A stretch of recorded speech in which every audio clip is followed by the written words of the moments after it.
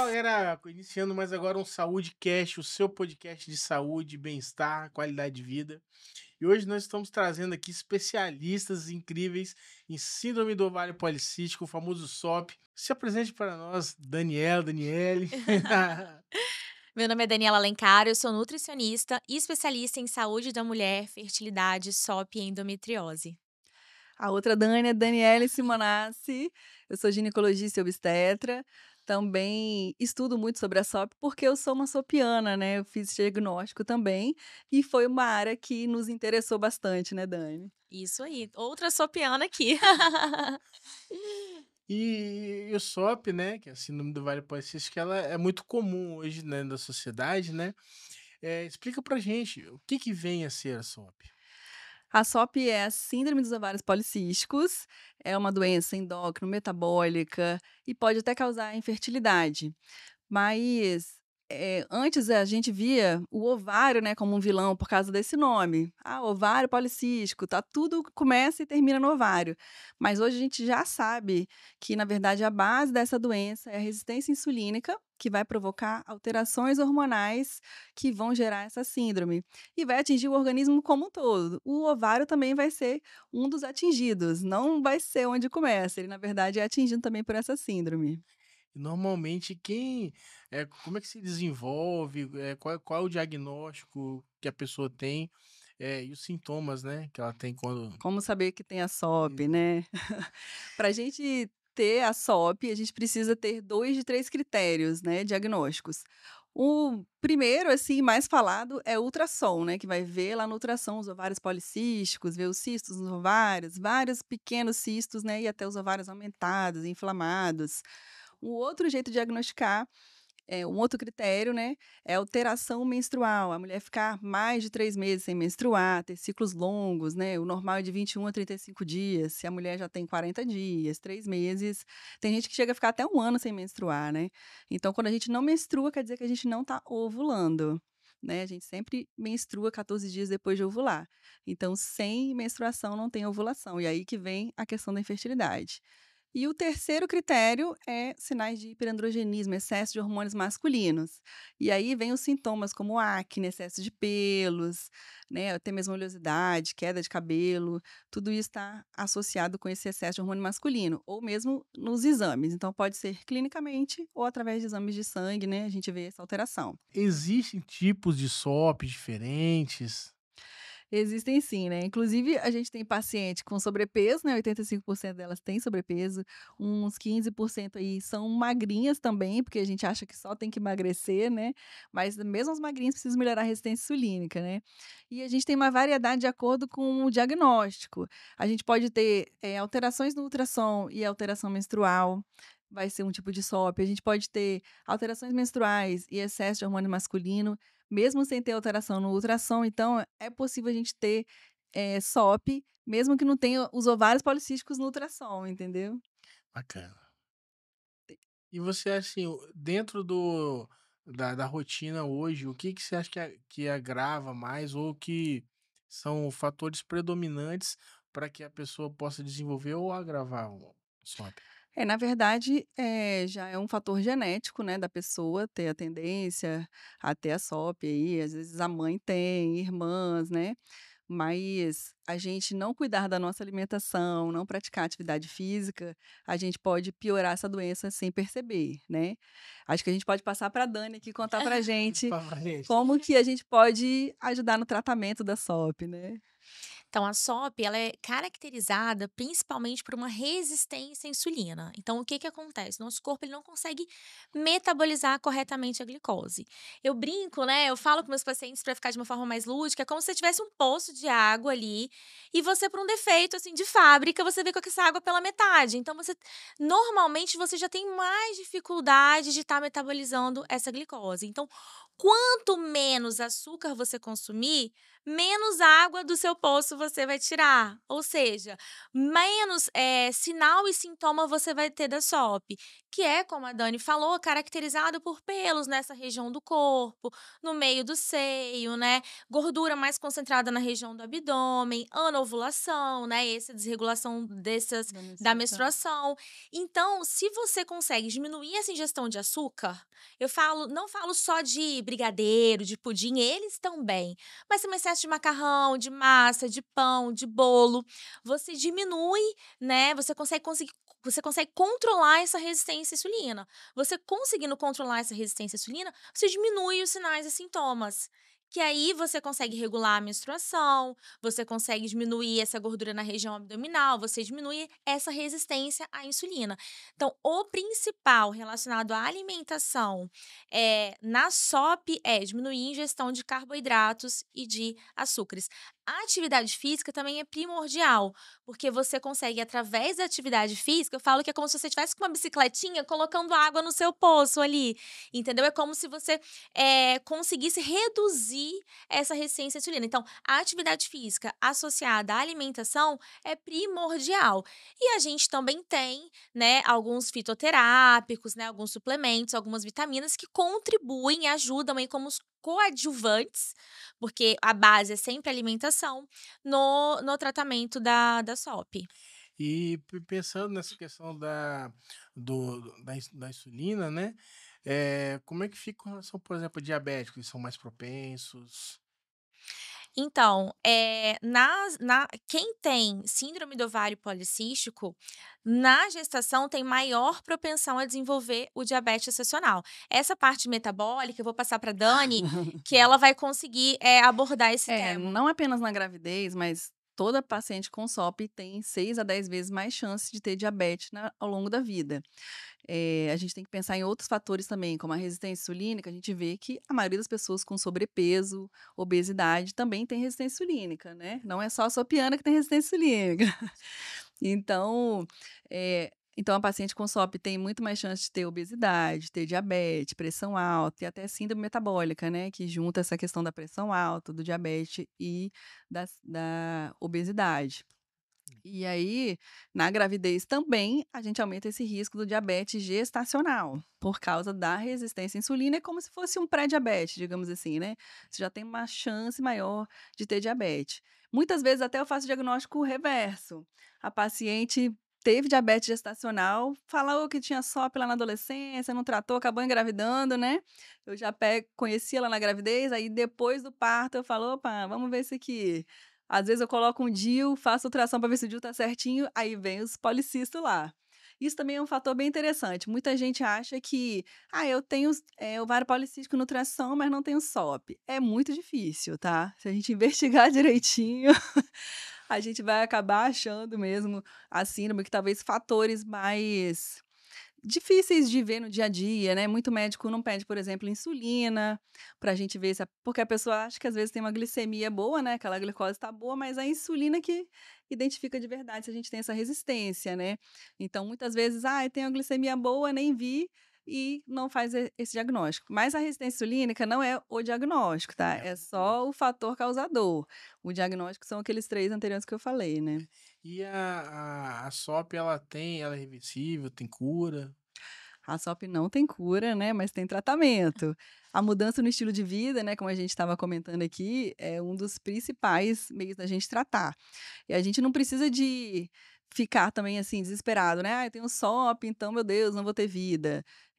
Ou não vou conseguir engravidar, né? A maioria das minhas pacientes não faz indução de ovulação. A gente regula a menstruação, né, volta a menstruação é o principal sinal de fertilidade, né, assim, então, quando a gente ajusta essa síndrome, trata de verdade, a gente consegue melhorar a gravidez, consegue melhorar a qualidade de vida, né. É muito comum a paciente com SOP ter depressão, ter muito cansaço, a paciente inflamada, né, no geral, com sobrepeso, porque é bem comum ter sobrepeso na SOP, né, 85% das pacientes têm sobrepeso, mas tem magrinha com SOP também, tá. E a gente também tem suplementos e tratamentos também para ajudar, né. Eu acho que a Dani podia falar um pouquinho dos suplementos pra gente. é importante também a gente frisar que além dessa alteração da insulina, a gente tem outros marcadores também, como aumento da testosterona, né, progesterona também aumentada. Então, além daquele exame de imagem, um diagnóstico que é feito pelo ginecologista, a gente também tem os sintomas clínicos, que é essa anovulação, que geralmente o que acontece são que essas mulheres estão tentando engravidar, só resolvem realmente tratar o problema quando ele em si incomoda de alguma forma, né? Isso é importante que a gente faça o tratamento antecipadamente, até porque a gente estava até conversando ali, né, antes de entrar, isso a gente vê na prática clínica. A melhora do paciente sem utilizar de nenhum tipo de medicamento em si, entendeu? Só a melhora da alimentação, da suplementação, a gente já consegue regular. E essa paciente, por mais que tenha SOP, ela fica assintomática. Então, ela tem essa regulação da menstruação, ela não vai ter acne, ela não vai ter. Por quê? Porque, como uma doença metabólica, se você trata ali a causa, você deixa essa paciente assintomática. E aí, a gente tem como coadjuvantes, como eu falei, a suplementação, que ajuda muito, como o milvinusitol, que, na minha opinião, né, é um fitoterápico que é essencial no tratamento da SOP. Meu queridinho Ele é também. protocolo pra gente, entendeu? O milvinusitol, o ômega 3, a coenzima Q10, né, que fazem função antioxidante, anti-inflamatória, o picolinato de cromo, o cromo ele ajuda nesse metabolismo da glicose. Então, Reduzir a vontade de comer doce, né? isso aí, reduz a vontade de comer doce, a berberina, além dos minerais, vitaminas e minerais. Isso é muito importante, a gente ter uma vitamina D boa, né? A gente tem uma B12 boa, um selênio, um zinco, porque todos eles vão participar dessa parte metabólica para fazer esse ajuste da insulina e de toda essa questão hormonal. Quais são os alimentos que são maiores vilões, assim, do para quem tem SOP? Os fast foods, que é o que eu mais acompanho no consultório, né? Os pacientes normalmente à noite, eu não sei se a Dani tem esses relatos lá também, mas à noite que o pessoal normalmente não se organiza na semana, aí chega à noite, é aquele lanche, aquele iFood ali que vai. Então, normalmente, esses lanches tipo fast food, pizza, salgadinhos, hambúrgueres, doces no geral, então aquele belisco, né? Então, de vez em quando eu vou lá, belisco um biscoitinho, vou lá. Então, normalmente esses açúcares, esses carboidratos, esses lanches tipo fast food, o sedentarismo, pessoas que não fazem atividade física, tudo isso contribui.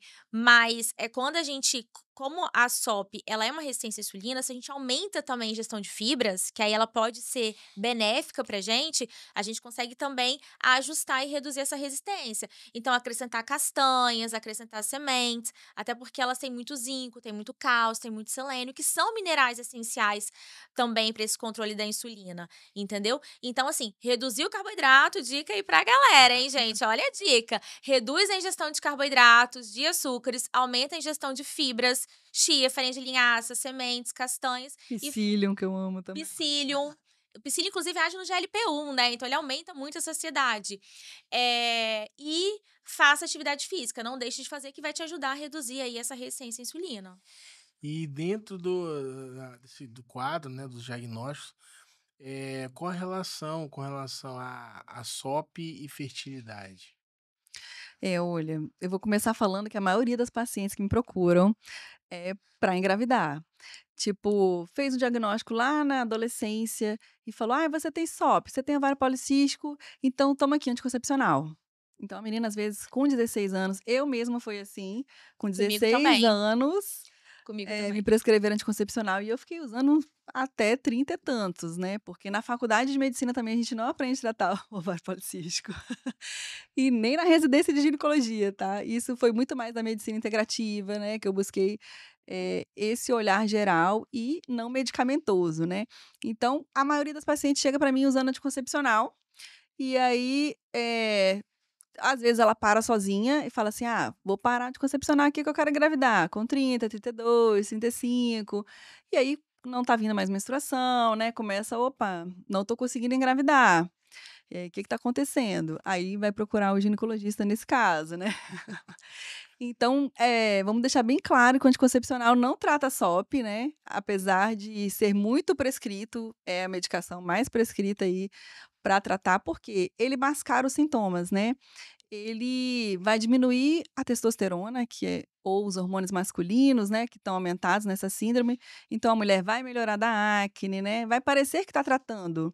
E aí é que mora o perigo, porque além de não tratar, eu acho ele ainda um vilão, porque ele esconde os sintomas e a base da doença ali, que é a resistência insulínica, está só crescendo.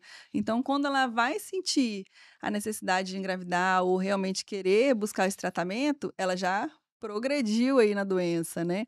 E ficou bloqueando o anticoncepcional como se tivesse melhorando, né? E tem alguma, condição, é genética, desenvolve com o estilo de vida? Como que vem? A gente já falou assim que é uma questão genética mesmo, da pessoa ter essa alteração ali no metabolismo da insulina, que a insulina age no ovário, aumentando a produção dos hormônios masculinos. Aí é que vai dando distúrbio no ciclo menstrual, né? E aí ela fica sem menstruar, sem ovular, e vai levando essas alterações, entendeu? Então tem um fator genético, sim, de pessoa já nasce, né, com esse distúrbio, e ela vai piorar se ela não tratar a resistência insulínica, né? Queria fazer um adendo também em relação à atividade física, né, que a gente fala, ele melhora, melhora. E é importante a gente fazer atividade física resistiva, né, atividade de Isso musculação, aí. porque é o aumento do músculo que faz gastar glicose também. Então, não é só caminhada e tal. Apesar de que eu já tive alguns relatos também de paciente na pandemia, menina incrível. Emagreceu 14 quilos caminhando na esteira dentro de casa. E melhorou muito da síndrome, né? Voltou a regular a menstruação e tudo. Também reduzindo os carboidratos, com certeza, né? Se conseguir associar, é melhor ainda, né? Um É. exercício mais aeróbico com um exercício de força. Até porque o músculo ele é um tecido altamente ativo, né? Então ele trabalha muito, né? Inclusive, tem um artigo científico que foi publicado que pessoas que foram para UTI, que tiveram mais massa muscular, tiveram maior percentual de alta, melhor recuperação. Porque mesmo que você esteja acamado, é um tecido que vai trabalhando muito. Por mais que tenha muita perda, né, de massa muscular em quem está internado, né, em Se UTI, tiver uma enfim, reserva, vai se ajudar. tiver uma reserva, vai ajudar bastante, porque é um tecido altamente ativo, um tecido que trabalha, muito. E também, a gente tem essa questão genética, sim, mas ela é muito potencializada, além da alimentação, por disruptores endócrinos. O que que é Uhum. disruptor endócrino? É tudo que atinge a nossa parte também metabólica, que inflama. Então eu falo assim, que você já tem a predisposição, e aí o que que você faz? Você vai lá e dá um gatilho. E o Uhum. que que seria esse fator ambiental? Alimentos com muito agrotóxico, né, uso muito grande de plástico, então tudo hoje nosso é embalado no plástico, a gente sabe que ele é um disruptor endócrino muito grande. Os metais pesados ou não, né, um alumínio, que não é um metal pesado, mas é um metal que influencia muito na Hormonal. parte hormonal, entendeu? Então onde a gente tem alumínio? A gente tem muito alumínio até na água mineral que a gente bebe, água mineral, água filtrada, na verdade, né? Alumínio nas panelas, alumínio no desodorante. Então, quando a gente pensa o cenário que a gente tem hoje voltado para a fertilidade, que é um cenário de mulheres super jovens que tentam engravidar e não conseguem, que tem endometriose, que tem SOP, ou que tem uma infertilidade sem causa aparente, né? Que você pesquisa e a pessoa realmente tem uma certa infertilidade. A gente tem que olhar também que, além dessa alimentação, a gente tem pessoas altamente estressadas, que isso impacta muito, esse uso de produtos com muitos sulfatos, parabenos, metais pesados, então a gente tem batom com muito chumbo, a gente tem esmalte com muito chumbo, tinta de cabelo, e tudo isso vai juntando, vai acumulando, e aí se torna um fator determinante para a piora da SOP. E aí, quando a gente pensa, porque minha avó sempre usou panela de alumínio, mas a sua avó só usava a panela de alumínio, né? A gente não, a gente usa várias coisas que contêm alumínio. Inclusive, a nossa água, atualmente, ela tem muito mais alumínio do que ela tinha antigamente, né? O alumínio você tem comum no solo. Mas conta desses usos de agrotóxicos, né? Enfim, você tem esse contato muito maior com esses disruptores endócrinos. Então, é muito importante verificar. Vasilha, mesmo para congelar, vidro, beber água, garrafinha de inox, entendeu? Não usar alumínio, tentar ver esses produtos de beleza para tentar comprar o mais natural, né, possível. Porque isso, junto à alimentação, junto ao sedentarismo, também vai impactar muito na síndrome do ovário policístico. O sobrepeso, né, ele é realmente muito vilão com relação a pessoas que já têm, né, o síndrome do Vale Policístico, né. É, mas assim, a gente tem estudos também que se a pessoa perde 5 a 7% do peso, a gente já consegue ter boa resposta em melhorar a menstruação, melhorar a fertilidade. Então, para a gente melhorar a fertilidade na SOP, ela é uma das principais causas de infertilidade na mulher, né, nessa fase fértil. E eu acho que é uma das mais possíveis de se resolver, né, a endometriose é um pouco mais difícil, né, se tiver lesões ali no ovário, alguma lesão em tubo, alguma coisa física, né. Mas a SOP é um distúrbio hormonal que se a gente controlar, né, nossa alimentação, a dieta, tudo que a gente tem explicado aqui, a gente consegue regular essa menstruação e consegue estar ovulando de novo e conseguir engravidar, né. Eu tenho resposta de paciente, assim, às vezes em 3 meses, 6 meses que já consegue o positivo quando começar a tratar. Então, assim, às vezes a gente precisa perder 20 quilos, eu falo: "Não se assuste, calma". Se a gente conseguir perder um percentual já, então não preciso de chegar no shape perfeito para conseguir engravidar. Mas é importante sim, porque a gente vai reduzir a resistência insulínica e vai ajudar a regular esses hormônios, né. Existe um exame que a gente avalia a reserva ovariana, chamado antimuleriano. Normalmente a gente dosa entre o terceiro e o quinto dia do ciclo. E nas mulheres com SOP, a Dani pode até explicar melhor também, a gente tem um aumento desse antimuleriano, justamente por conta desses cistinhos no ovário. Isso não quer dizer que ela tem uma boa fertilidade, que ela é uma mulher mais fértil, mas que esses microcistos no ovário, eles podem estar mascarando e aumentando. Então esse é o marcador também que a gente usa, de um antimuleriano muito alto.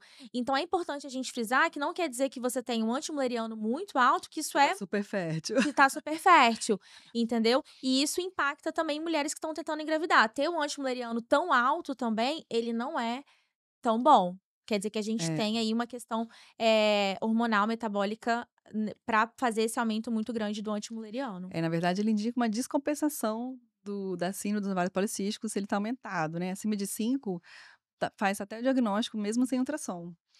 E ele é produzido por esses folículos ali, então quando a gente tem muitos folículos, ovário policístico, a gente aumenta a produção.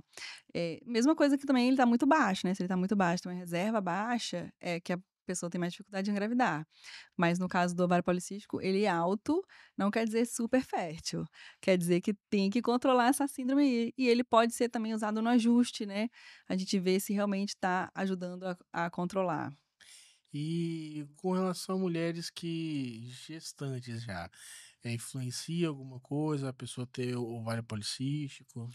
Sim, a gente sempre tem que atentar para o desenvolvimento de um diabetes gestacional nessa mulher, né, assim, a principal complicação, acho que da SOP é essa, apesar de que também tem alguns estudos mostrando que aumenta risco de pré-eclâmpsia, que é a pressão alta na gravidez, algumas comorbidades, algumas complicações na gravidez aumentam em quem tem essa síndrome, então a gente tem que atentar a isso, e a gente costuma muito usar o nosso queridinho minoxidil, que ele também vai ajudar na resistência insulínica sem a gente precisar de medicação, né.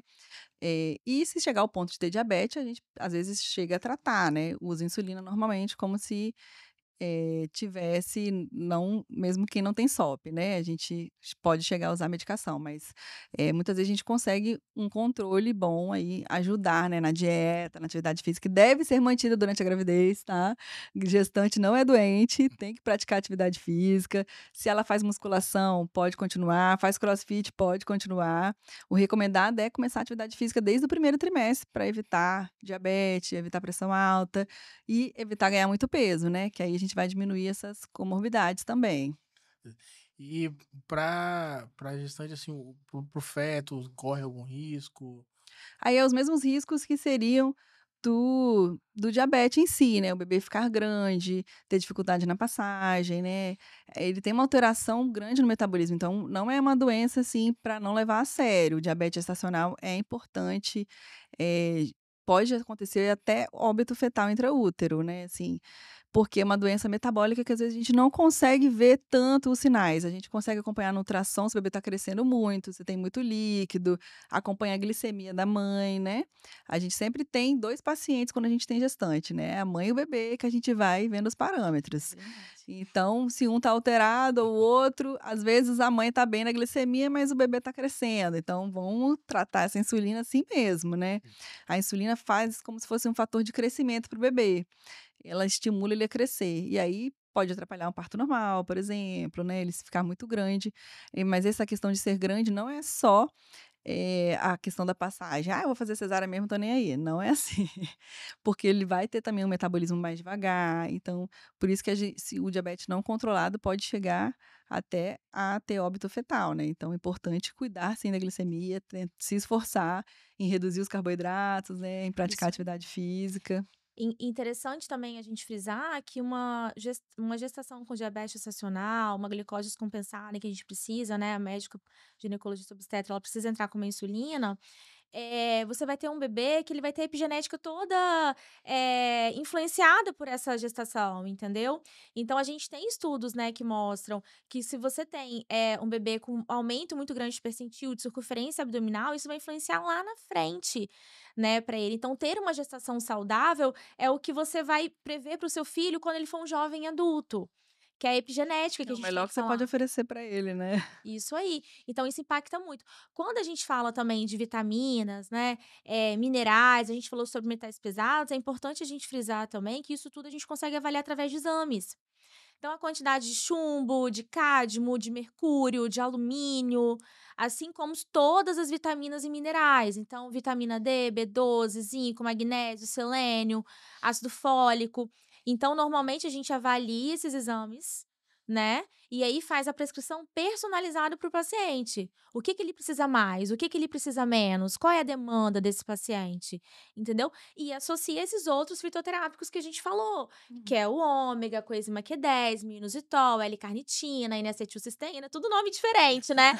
Mas a gente vê um resultado muito bacana, a gente vê na prática. Isso que é o mais interessante de tratar a fertilidade, né? Você imagina, você tinha uma mulher que ficava um ano sem menstruar, fez um tratamento nutricional, né, em conjunto com o ginecologista, e ela consegue engravidar de forma natural em 3 meses, né. Então isso para nós é muito gratificante. Eu acho que esse é um dos grandes motivos de eu ter escolhido essa área de fertilidade, porque você vê isso na prática, uma pessoa realizando o sonho, fica até arrepiada, o realizando o sonho de ser mãe, através de uma mudança de hábito de vida, isso é muito bacana. Nada que é muito caro, né, também, que a gente pensa assim, tipo, a fertilização é um procedimento de alto custo, né, que às vezes a pessoa que tem esse sonho tem que vender um carro, não sei, é uma coisa, que a gente conseguir fazer isso porque mudança de estilo de vida também não é fácil, né, assim, a pessoa foi adquirindo maus hábitos ao muito Inteira. tempo, né. Mas pensar que é uma coisa, assim, que ela não vai ter um custo, assim, financeiro tão grande, né, ou bem menos do que num procedimento, assim, de alto custo como a fertilização, é muito gratificante nesse sentido, né, de conseguir proporcionar ou, orientar, né, essas mulheres a essas mudanças. Eu estava até falando com uma cliente que é cuidar da saúde, né, é muito mais barato que cuidar da doença, né. Né. Então, Desmedicalizar um pouco as coisas, né, porque a exato. gente sempre pensa a gente já associou a SOP com um remédio, a gente tem diabetes, quer usar Glifage, a gente tem SOP e vai usar anticoncepcional, então porque a gente quer um meio mais fácil. É muito mais fácil eu usar anticoncepcional do que eu fazer atividade física, evitar doce, né.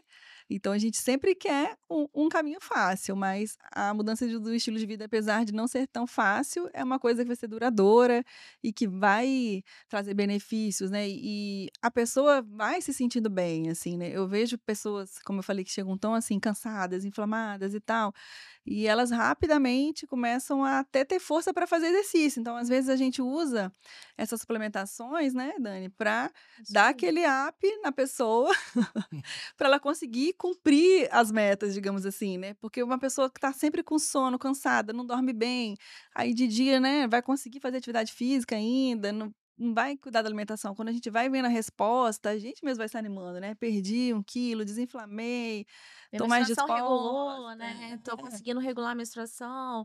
Isso aí motiva, né, a eles a continuarem, assim, né, elas a continuarem. E é muito importante a gente falar com relação ao anticoncepcional que, assim, quando a gente faz um tratamento voltado, pra uma nutrição funcional, né, para uma medicina, no caso da Dani, mais integrativa, e a gente usa uma medicação que ela, eu brinco que é tampar o sol com a peneira, né. que ela encoberta um pouco mais esses sintomas, é muito difícil a gente avaliar, será que esse paciente ele melhorou porque a gente fez isso ou ele melhorou por conta do anticoncepcional que ele está usando? Então, é um trabalho que a gente faz de tentar assim, vamos tentar parar de usar o anticoncepcional para a gente ver se através da alimentação, da suplementação, da atividade física, se a gente consegue, melhorar esses sinais e sintomas, diminuir, né, esses sintomas da SOP. Porque quando a gente usa um anticoncepcional que ele não deixa a gente visualizar isso, a gente fica muito sem parâmetro para conseguir avaliar o paciente, entendeu? Na verdade, até pra gente dosar os exames, né, a gente precisa estar uns 2, 3 meses aí sem, dar Isso uma aí. limpada no organismo, como diz, né. Só que eu nunca oriento a paciente também tirar antes de ir na consulta, porque se ela tira por conta própria, ela vai voltar todos os sintomas, né. Se ela realmente tiver a síndrome, vai se encher de acne, vai ficar mais triste ainda, vai falar: "Ai, eu prefiro usar esse negócio aqui e ficar sem acne". Então segura um pouquinho, às vezes a gente começa a tratar até com ele, né, aí a gente vai tirando aos poucos anticoncepcionais, a gente vai tendo essa segurança. Comigo foi assim também, né, eu ouvia o tempo inteiro falar, estava na faculdade ainda, era anticoncepcional para SOP e tal. Aí eu tentava tirar, uns 3 meses, ficava sem menstruar, enchia de acne, eu usava de novo. Ficava nessa. Até que eu comecei o tratamento também, emagreci, né, fui usando esses suplementos, aí com uns 3 meses mais ou menos tive coragem. E muda a vida, tá. Pra mim anticoncepcional ainda por cima é a castração química da mulher, tá. Porque bloqueando essa testosterona, a gente diminui libido também, né. Então com testosterona lá embaixo, a gente também Dificulta o ganho de massa magra, né? é. E o bacana é que hoje em dia, né, igual você trabalha de uma forma bem integrativa, né, as pessoas elas começam a entender que não é apenas, por exemplo, o trabalho da ginecologista, é necessário uma nutricionista, é Ah, necessário, né, sim. outros profissionais que complementam.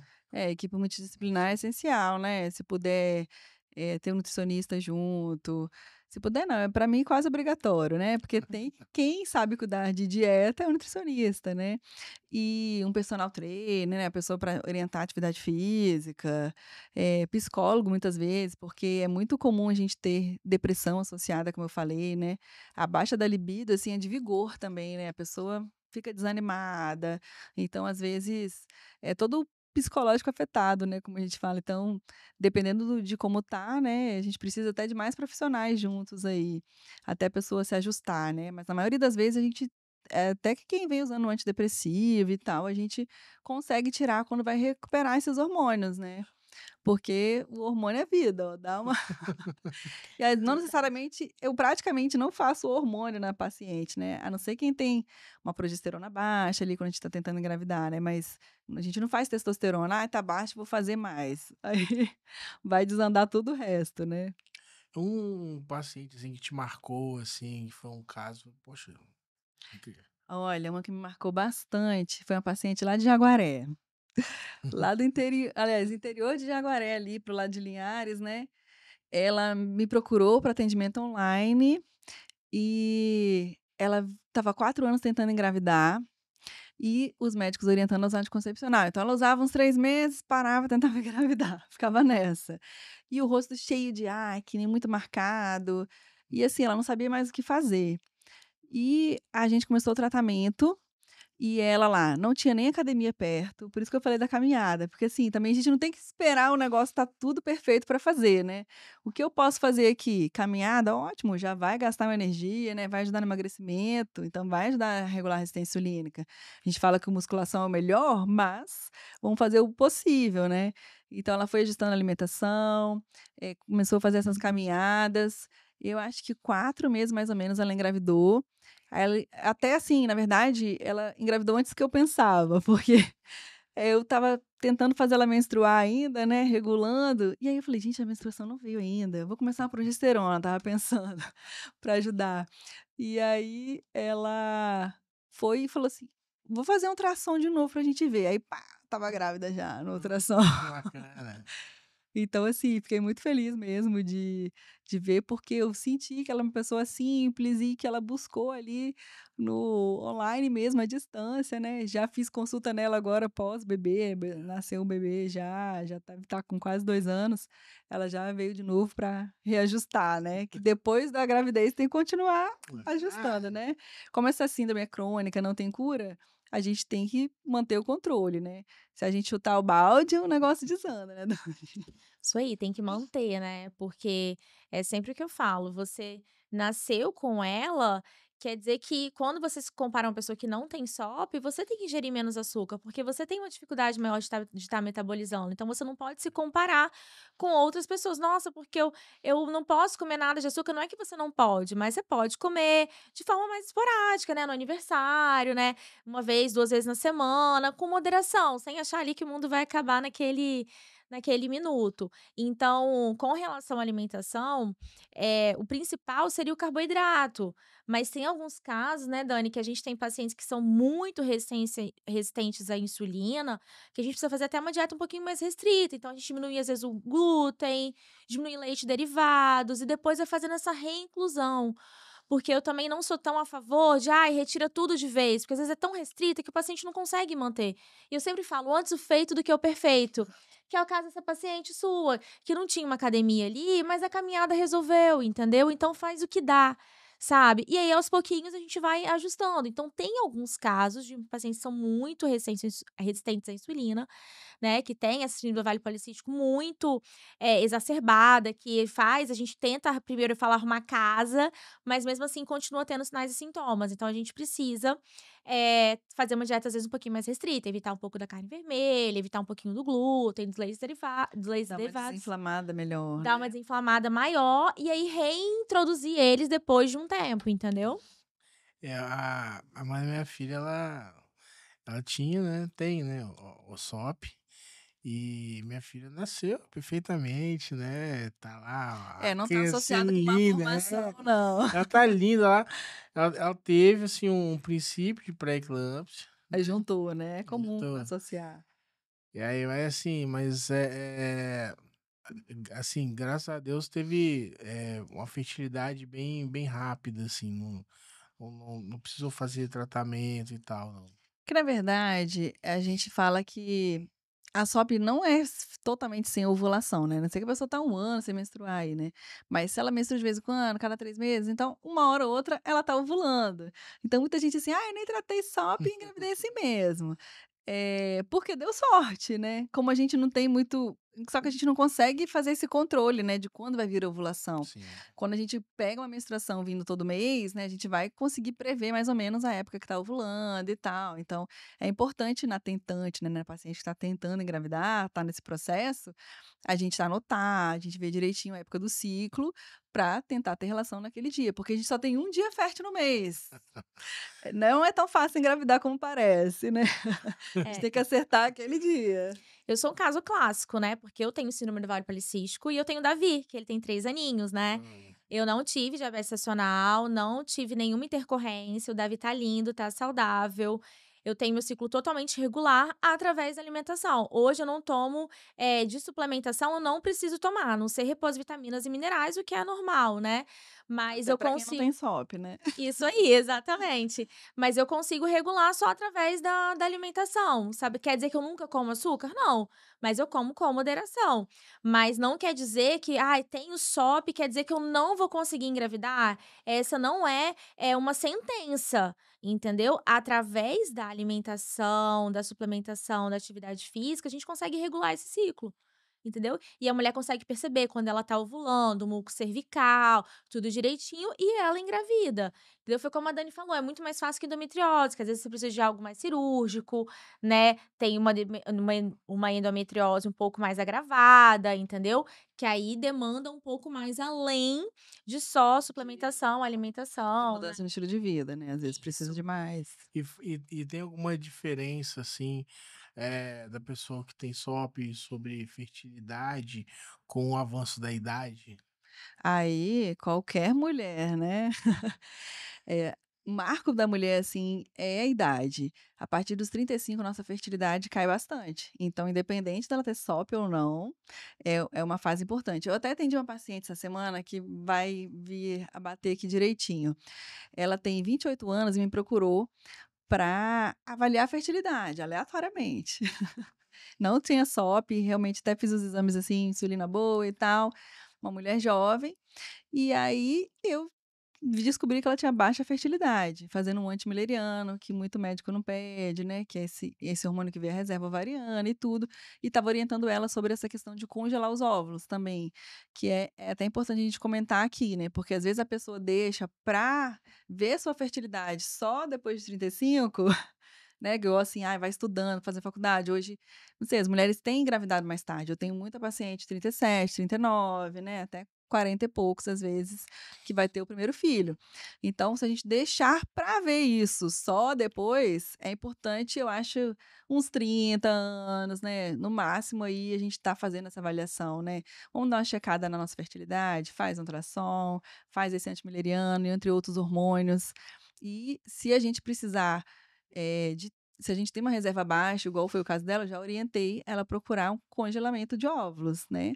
Não precisa de congelar o embrião todo, mas você congelar esses óvulos antes de 35, você às vezes até tem parte do tratamento custeado pelas clínicas de fertilização, porque você consegue captar mais óvulos, pode doar parte, e aí você, consegue congelar por um preço melhor, assim, entendeu. Então é um marco importante a idade, sim, para a mulher. Legal.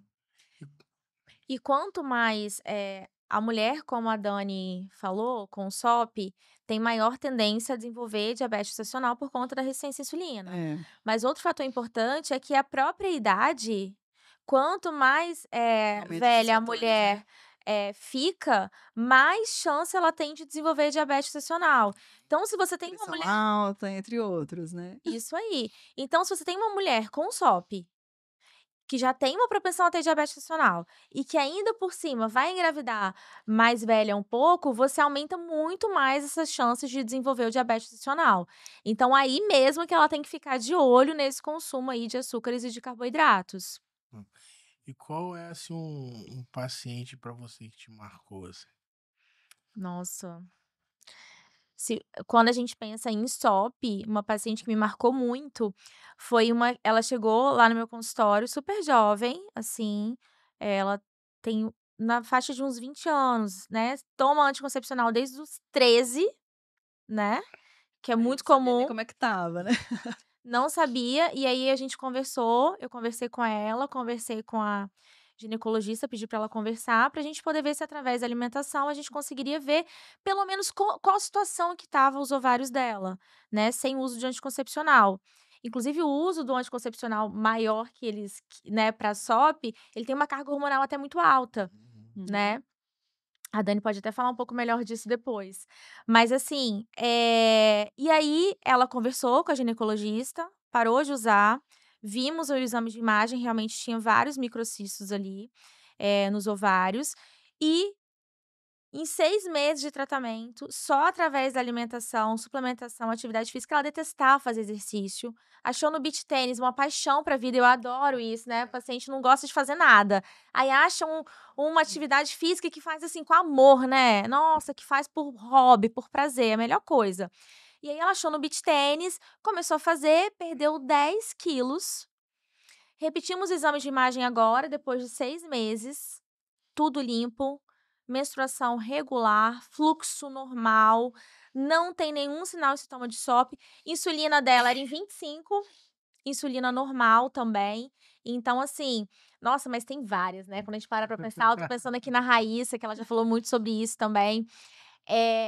Toda desregulada, eu falava: "Meu Deus", né, quando eu olhei o exame dela, eu falava: "Meu Deus, tudo", a glicose 103, insulina estava quase 28, homocisteína em 15, que é um fator que a gente avalia também, mas tem relação à coagulação, enfim. Aí eu falei: "Meu Deus". E aí ela conseguiu melhorar e engravidou sem nem querer, assim. É, isso daí é importante também avisar, né, eu já tive paciente assim também, que a gente vai tratando e melhora a fertilidade, às vezes ela nem estava querendo engravidar naquele momento, né. Aí ela acaba engravidando. Você foi falando aí, eu lembrei de uma coisa também interessante da gente comentar, da questão do anticoncepcional, que como ela falou ali, ó, ela precisou de tirar um tempo para ver como que ela estava de verdade, né, por causa do anticoncepcional mascarar. Então, muitas vezes, a paciente está usando o anticoncepcional e até médico do ultrassom às vezes fala assim: "Ai, você não tem ovário policístico mais, o seu ovário está limpinho". É verdade. Mas isso não quer dizer que ela está tratada, entendeu? Uhum. Porque ela está bloqueada ali com anticoncepcional. Então, quando ela tira, é que ela vê a real, fertilidade ou a real situação, né, que ela tá. Então, como a gente não adianta a gente pensar que tem cura, né, assim, vai estar mascarado esse essa cura, mas se a gente investigar direitinho, depois vai acabar vendo que não é bem assim, né. E o ovário policístico ele regride, ele faz como que trabalha aí, como funciona? Então, a gente não tem a cura, mas a gente tem esse controle da doença, né, então a gente vai estar sempre cuidando dessa resistência insulínica, né, mudando esse estilo de vida mesmo, é mudança para o resto da vida, né. Se a gente desandar ali, ele vai aflorar de novo, assim, nos sinais, mas a gente não fica focado também o tempo inteiro de ficar fazendo exame no ultrassom ali para ver se tem cisto ou não tem, né, mas com certeza melhora no ultrassom com o tratamento, igual ela falou, estava limpinho o ovário depois, né, de 6 meses de tratamento, mas aí temos que manter esse controle, né, não é largar a mão não, melhorei, tchau, vou voltar a comer doce agora que eu tô bem. E aí tendo E na esse verdade também controle. outra coisa, quando a gente melhora essa resistência insulínica, a gente também diminui essa cegueira de doce, né. Eu falava às vezes na consulta antes, né, de eu saber o tratamento, que eu estava usando anticoncepcional e eu falava: "Não consigo ficar sem doce depois do almoço, não consigo não sei o quê". Eu tinha esse bloqueio também. E hoje eu já não fico com aquela segregação, gosto muito ainda de doce, mas, não é uma necessidade, assim, tão fisiológica, porque, essa resistência à insulina é como um vício, assim, você fica naquele ciclo, né, você come doce, a insulina consome aquilo tudo e você já quer mais, né. Então quando você dá uma sossegada nisso também, até a sua vontade melhora, né, você perde aquela cegueira, assim, eu acho, né. E quando a pessoa ela tá ali controlada, com uma alimentação mais controlada, praticando atividade física, eh, há a possibilidade de criar novos cistos? Não, mas assim, o cisto, como eu falei, não é o nosso foco, assim, né, tem vários outros sintomas, né, se a gente vê o nosso principal é ver os hormônios regulados, a menstruação certinha. Se a gente tem menstruação certinha, a gente está ovulando direitinho, então nossos hormônios estão controlados, né. Vez ou outra ainda, a gente precisa de repor algum hormônio, né, porque é uma questão genética, né, essa doença ela é hiperestrogênica também, tem um excesso de estrogênio muitas vezes, e a nossa progesterona é mais baixa, então às vezes precisa de repor na hora que ela quer engravidar e tudo, mas, não é uma coisa que vai ter que ter essa vigilância sempre, assim. Eu acho que a gente tem que trabalhar muito mais com a clínica da paciente, sabe, os sintomas dela, né. Eu não preciso de ficar olhando essa imagem o tempo inteiro, né, É, a apesar de clínica é soberana, né. Hum, Eu acho que o principal sintoma, né, Dani, é anovulação, assim, não ovulou, menstruação desregulou, você pode saber que pode ser que os exames de sangue estejam também desregulados, entendeu, que tem uma desordem ali hormonal, uma desordem metabólica, mas o principal sintoma para saber, né, que normalmente até elas buscam a gente por isso, é quando essa menstruação aí ela desregulou, porque a gente sabe que se ela desregulou, teve anovulação, então pode ser que tenha esses microcistos aí no ovário. tá. E qual é a relação, por exemplo, de uma pessoa que às vezes ela tem uma condição que ela tá menopausando mais cedo, e às vezes ela tem ovário policístico? isso daí, na verdade, é um diagnóstico confuso, mas por quê? Como a SOP, causa anovulação, causa essa ausência de menstruação, já vi paciente chegar com diagnóstico de menopausa precoce, tá. Talvez a Dani não vê muito, mas Não, não vejo. já vi gente chegar com diagnóstico de menopausa precoce, inclusive fazendo reposição hormonal com a paciente de 30 e poucos Ai, meu anos. Deus, que medo. Aham, não conseguindo engravidar e eu falei: "Vamos parar tudo, para tudo e tratar a SOP", e a paciente engravidou, né. Então assim, uns 3 anos tentando, rodeando e fazendo a coisa errada, mas, não tem é só confusão de diagnóstico, mas não tem relação da SOP com menopausa precoce. Ao contrário, às vezes até tem menopausa mais tardia, né, demora mais a menstruar, então também demora mais a entrar na menopausa, assim. Entendi. E as mulheres, mais novas, assim, né, qual é normalmente a média de idade que elas começam a procurar, né, baseado nos sintomas que elas apresentam? Olha, como eu falei, a maioria não procura tão nova não. É mais de depois de 30 mesmo, assim, que eu tenho visto a maioria. Há algumas hoje, assim, talvez internet, né, olhando mais, sobrepeso e alterações menstruais. É uma das principais procuras, assim, porque vai alterar a menstruação, procura o ginecologista, né.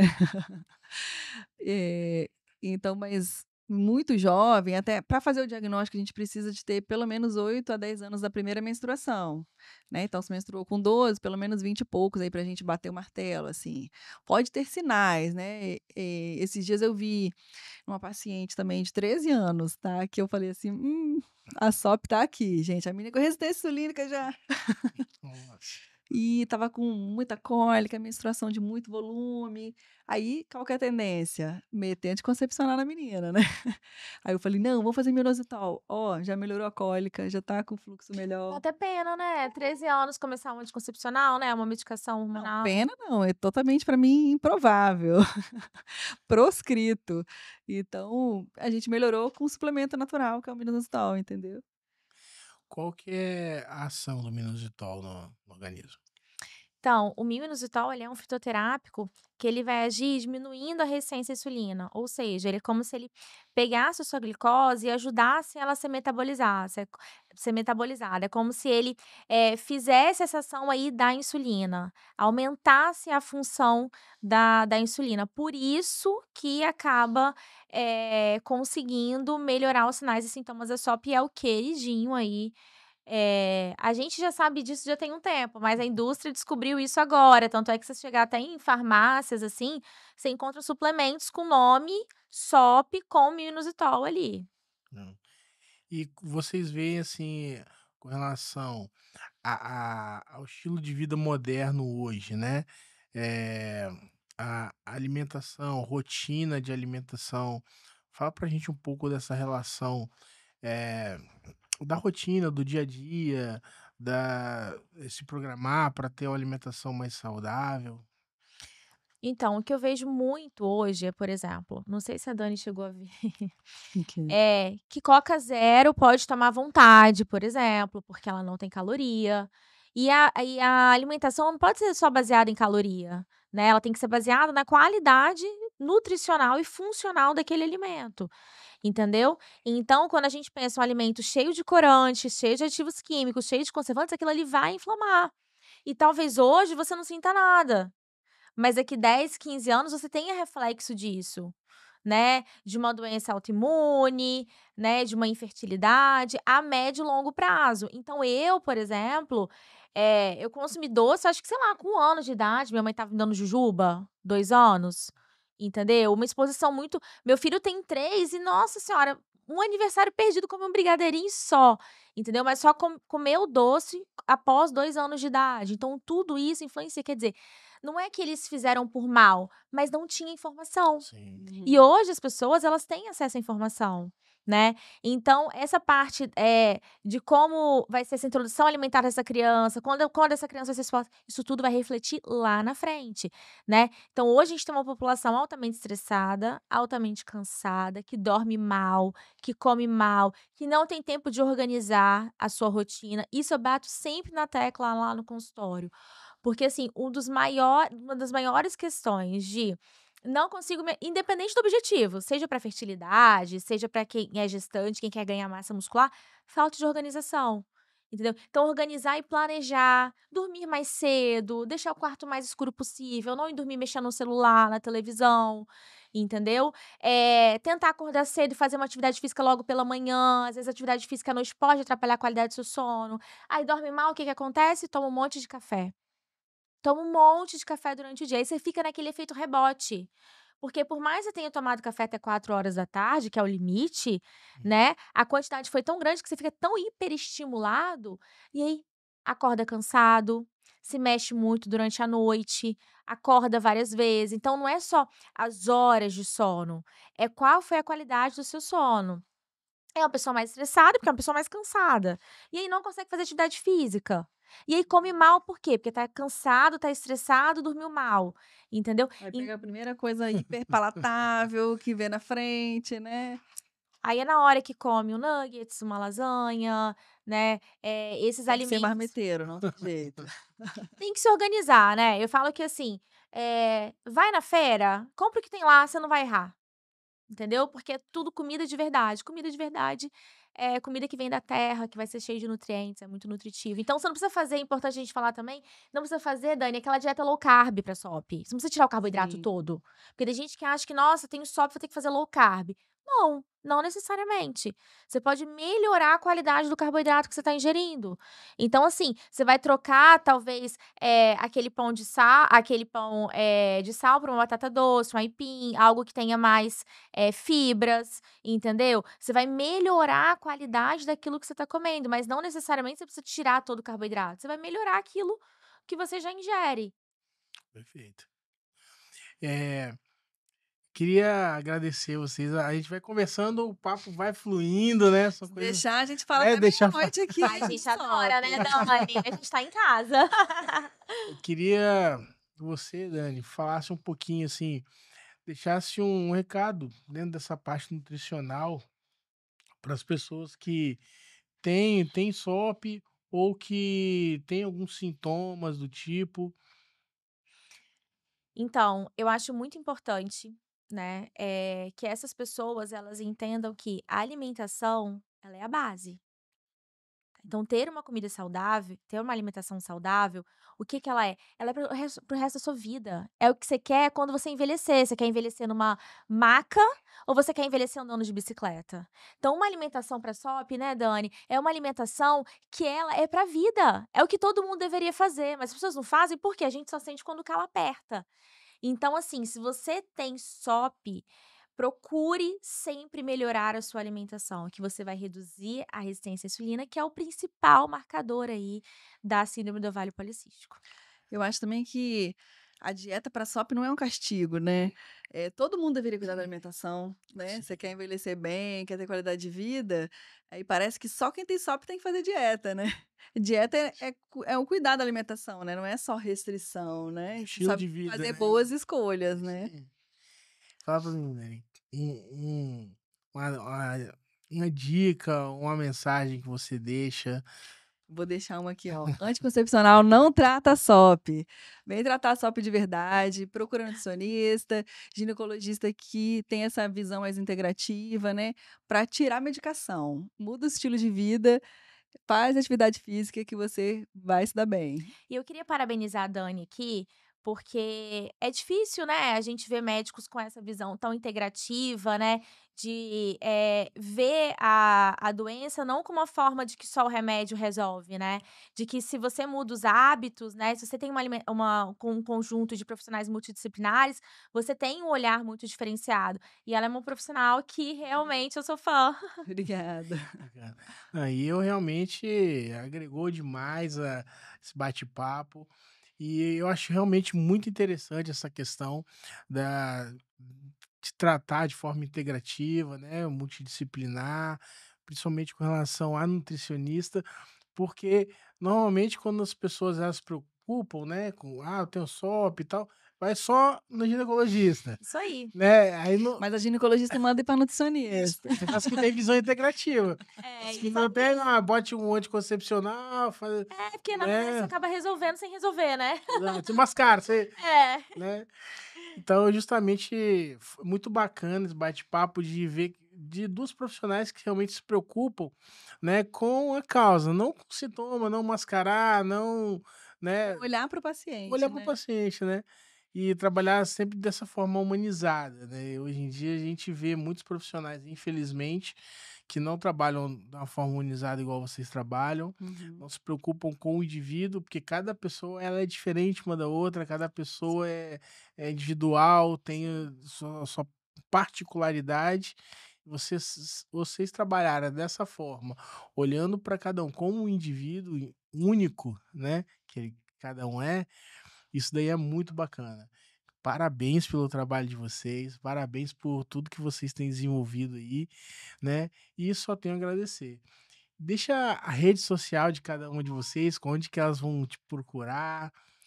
Hoje o Instagram é o lugar mais fácil, né? Meu Instagram é @doutora Daniele Simonassi, Daniele com 2 L's e 1 I. E eu também tenho um canal no YouTube que é o Sopiana Pod, que eu só falo de SOP lá. Muito obrigada pelo convite. E o meu Instagram é @DRA Dani Alencar, doutora Dani Alencar, me segue lá. Bacana. Obrigado pela participação de vocês. É uma honra ter vocês aqui, né? E galera, agradeço a todos por vocês estarem aqui curtindo esse bate-papo incrível. Lembre-se que sempre saúde em primeiro lugar. Beleza? Ai. Já ativa o sininho, já segue e nós vamos deixar na legenda aí as redes sociais das doutoras para vocês poderem seguir e acompanhar esse trabalho e também tirar todas as dúvidas de vocês. Beleza? Valeu, galera.